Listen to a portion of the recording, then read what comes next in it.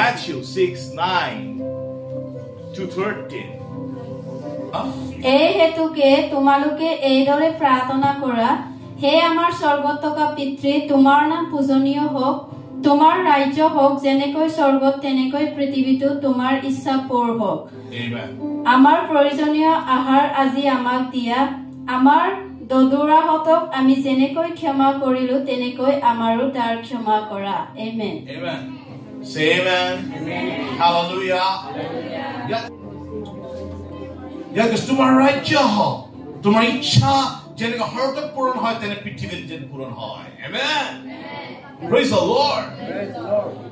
যিশুৱে শিকাইছে, when you pray, hallelujah, তুমি যেটা প্ৰাৰ্থনা কৰে, you are representing heaven in this earth.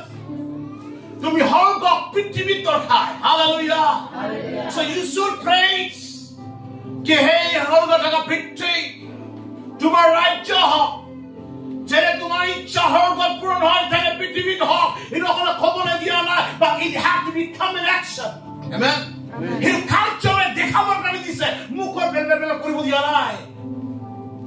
বহুত মানুহে যিশু তোমাৰ ৰাজ্য amen খতম। ইয়াক আমাক বুজিবৰ কাৰণে দিয়া হৈছে how to pray. Amen. When you will pray, Bible কৈছে যেতিয়া তুমি প্ৰাৰ্থনা কৰিবা, let the heaven come down. Amen. য'ত ঈশ্বৰ বাস কৰে সেই ঠাই স্বৰ্গত সলনি হয়। Amen. Say amen.